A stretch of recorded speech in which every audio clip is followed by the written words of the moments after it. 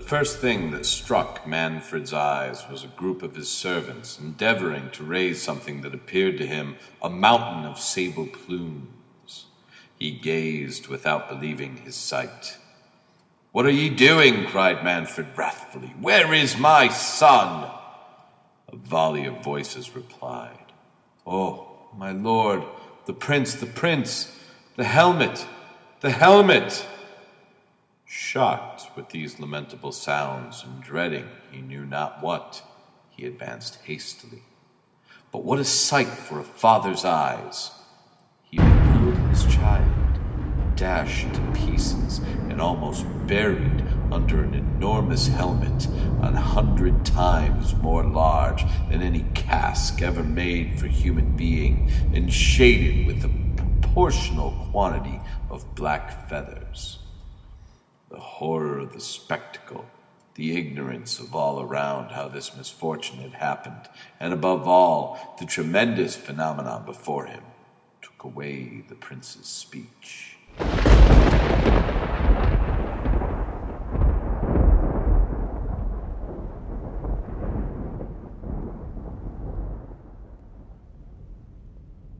Set in an ancient castle where strange and terrifying events take place, Horace Walpole's The Castle of Otranto spawned the Gothic tradition in English fiction. 18th century readers fell in love with the novel's weird setting and macabre plot, and over the next century, Gothic novels of varying literary quality poured from the presses. In them, some of the greatest creatures of all time were born, including the repulsive monster created from human body parts in Mary Shelley's Frankenstein, and the dangerously attractive Count in Bram Stoker's Dracula. The spirit and imagery of the Gothic literary tradition came in part from the Gothic architecture of the Middle Ages.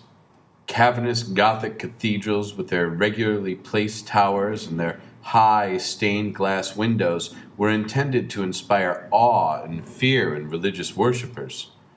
Gargoyles, those carvings of small, deformed creatures squatting at the corners and crevices of Gothic cathedrals, were supposed to ward off evil spirits, but they often looked more like demonic spirits themselves.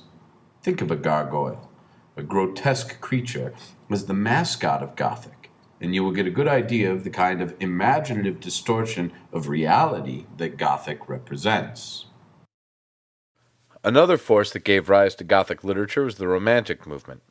Romanticism developed as a reaction against the rationalism of the Age of Reason. Once the Romantics freed the imagination from the lordship of reason, they could follow the imagination wherever it might lead them. For some Romantic writers, the imagination led to the threshold of the unknown, that shadowy region where the fantastic, the demonic, and the insane reside. This is Gothic territory. Because of this perspective, the Gothic tradition can be called the dark side of individualism. When Romantics looked at an individual, they saw hope. But when Gothic writers looked at an individual, they saw potential evil. While Romantic writers were extolling the beauties of nature, the Gothic writers were peering into the darkness at the supernatural. The Gothic tradition was firmly established in Europe before American writers had made names for themselves. By the 19th century, however, Edgar Allan Poe, Nathaniel Hawthorne, and, to a lesser extent, Washington Irving and Herman Melville were using Gothic elements in their fiction. Edgar Allan Poe, of course, was the master of the Gothic form in the United States. In many of his stories, dark medieval castles or decaying ancient estates provide the setting for weird and terrifying events. Many of Poe's male narrators are insane. His female characters, beautiful and dead or dying. His plots involve extreme situations, not just murder, but live burials, physical and mental torture, and retribution from beyond the grave. For Poe, it was only in such extreme situations that people revealed their true natures. The Gothic dimension of his fictional world offered him a way to explore the human mind in these extreme situations, and so arrive at an essential truth.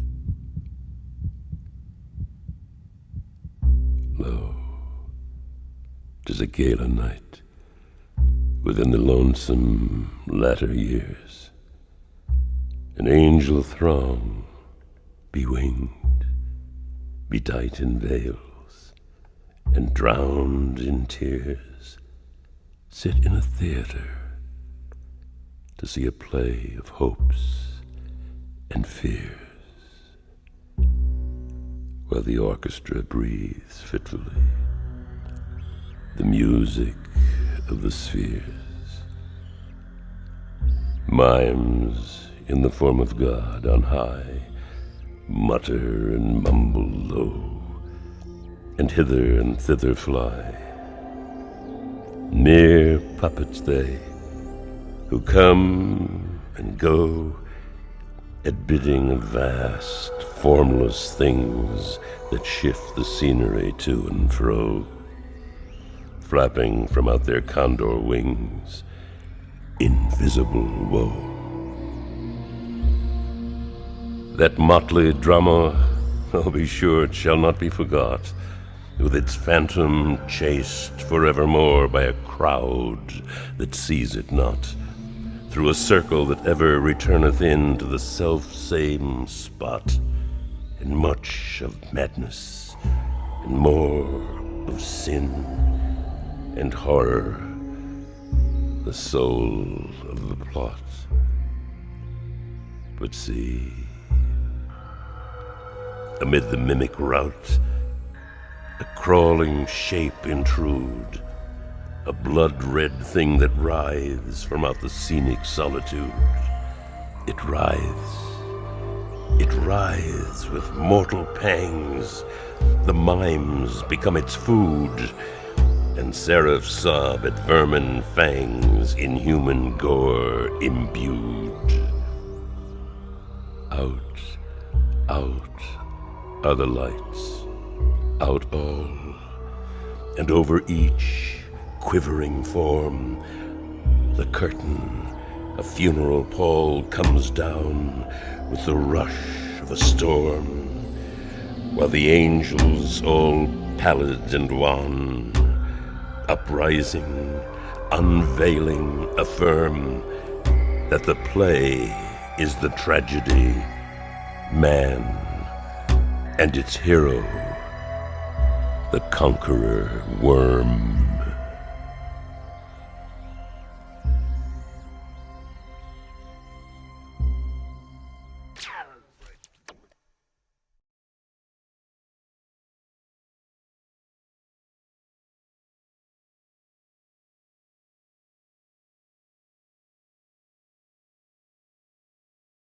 After the real horrors of the Civil War, the popularity of Gothic writing waned in the United States. Realism replaced Romanticism as the preferred American literary style. The Gothic spirit had to wait until the 20th century before it again found fertile ground for its particular brand of truth-telling. That ground was the American South. Modern Southern writers, as diverse as William Faulkner, Carson McCullers, Truman Capote, and Flannery O'Connor, are sometimes grouped together in the category of Southern Gothic because of the gloom and pessimism of their fiction. For William Faulkner, the crumbling medieval castle of 19th century Gothic fiction became the decaying plantation with its fallen aristocratic family isolated in time and place. Instead of ghostly figures stalking noble heroines, Faulkner gave us the ghost of the past, hounding his not-so-noble characters to madness and death. Although we're well removed from the Gothic era, we can still see a lot of the same imagery and themes in films that we watch and books that we read. Maybe it's because, as H.P. Lovecraft said, the oldest and strongest emotion of mankind is fear, and the oldest and strongest kind of fear is fear of the unknown.